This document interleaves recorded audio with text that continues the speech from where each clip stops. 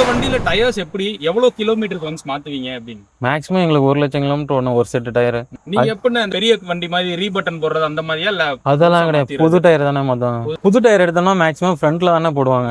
ஏன்னா ஃப்ரண்ட்டில் தான் மெயின் தேவைப்படும். ஆமா. பேக்கில் வந்து பழைய டயர் தான் போடுவோம். முன்னாடி ஓடிட்டு இருக்க டயர் தூக்கி பின்னாடி போட்டுட்டு ஃப்ரண்ட்டில் புது டயர் போடுவோம்.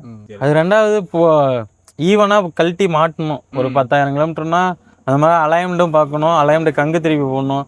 அடிக்கடி கங்கு திருப்பி போட்டோம்னாலே பிரச்சனை இருக்குது. ஒன் சைடாக ஒரு லைட்டாக அடிக்குது அப்படின்னா உடனே திருப்பி போட்டோம் அப்படின்னா நமக்கு மேஜராக டயர் லைஃப் வரும் இருக்கும். அதை ஓட்டிக்கலாம், பார்த்துக்கலாம், இப்போ பார்த்துக்கலாம், அப்போ பார்த்துக்கலாம்னா டயர் லைஃப் வராது. ஒரு 40,000 கிலோமீட்டர் 50,000 கிலோமீட்டர் டக்குன்னு மாற்றுற மாதிரி தான் உங்களுக்கு வரும்.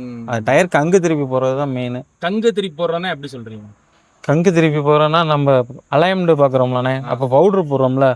இப்போ ஒரு சைடு இந்த சைடு இருக்குன்னா இப்போ இந்த சைடு ஓடிட்டு இருக்கு, திருப்பி இப்படி மாற்றி போட்டோம்னா இந்த சைடு வரும்.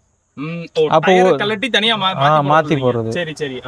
அப்போ வந்து உங்களுக்கு லைஃப் வரும் டயர், இல்லைன்னா லைஃப் வராது. இப்போ அலைன்மெண்ட் எல்லாம் எவ்வளவு கிலோமீட்டருக்கு ஒன்ஸ் பாப்பீங்க உங்களோட? 10,000 கிலோமீட்டர் ஒரு சம் மேக்ஸிமம் பார்த்துருவோம். அப்படி பார்க்காட்டினா என்ன மாதிரி பிரச்சனை வரும் உங்களுக்கு? எதுவும் வந்திருக்கா?